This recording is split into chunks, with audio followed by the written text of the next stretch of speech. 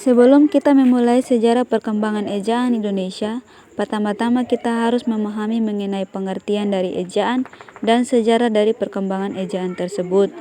Di sini yang pertama yaitu pengertian ejaan. Menurut Kamus Besar Bahasa Indonesia, ejaan adalah kaidah-kaidah cara menggambarkan bunyi-bunyi dalam bentuk tulisan serta penggunaan tanda baca, misalkan tanda titik, koma, dan sebagainya. Di sini juga ada beberapa fungsi ejaan, yaitu yang pertama sebagai landasan pembakuan tata bahasa, yang kedua sebagai landasan pembakuan kosakata, yang ketiga alat penyaring masuknya unsur-unsur bahasa lain ke dalam bahasa Indonesia. Seperti yang kita ketahui bahwa bahasa Indonesia dalam sejarahnya dipengaruhi oleh bahasa-bahasa lain, seperti bahasa Persia, Arab, dan bahasa lainnya. Maka dari itu, untuk membakukan bahasa atau istilah dari bahasa asing tersebut, kita harus menyaringnya dalam bentuk ejaan. Sekarang kita masuk ke perkembangan ejaan. Di sini yang pertama yaitu Van Ophuijsen. Ditetapkan pada tahun 1901 dan disusun oleh C.H.A. Van Ophuijsen yang dibantu oleh Engku Nawani Gelar Soetan, Moemer, dan Muhammad Taib Soetan Ibrahim.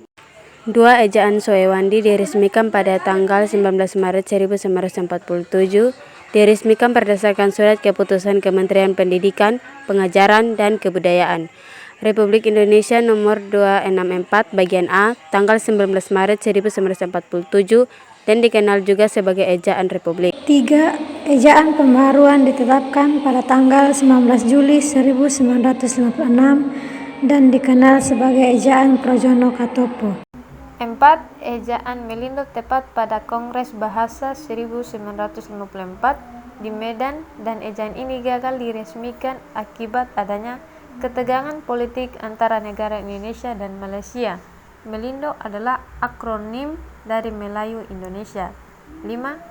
Ejaan baru diresmikan pada tahun 1967, dikenal juga sebagai ejaan LBK dan dirumuskan oleh LBK atau Lembaga Bahasa dan Kesastraan. 6. Ejaan yang disempurnakan diresmikan pada tanggal 16 Agustus 1972. Dan penulisan dari ejaan ini misalnya huruf Q dan X yang lazim digunakan dalam bidang ilmu pengetahuan tetap digunakan misalnya pada kata furgan dan xenon. Penulisan di sebagai awalan dibedakan dengan di yang merupakan kata depan. Sebagai awalan di ditulis serangkaian dengan unsur yang menyertai, sedangkan di sebagian kata depan ditulis terpisah dari kata yang mengikutinya. Dan kata ulang ditulis penuh dengan mengulang unsur-unsurnya. Angka 2 tidak digunakan sebagai angka perulangan. 7. Ejaan Bahasa Indonesia atau EBI. Penambahan huruf vokal diftong pada EYD.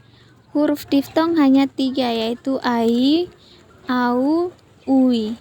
Sedangkan pada EBI huruf diftong ditambah 1 yaitu E.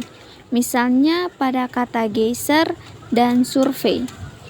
Ada juga penggunaan huruf tebal dalam EYD. Fungsi huruf tebal ada 3, yaitu menuliskan judul buku, bab, dan semacamnya, menghususkan huruf, serta menulis tema atau subtema dalam kamus. Dan dalam EBI, fungsi ketiga dihapus.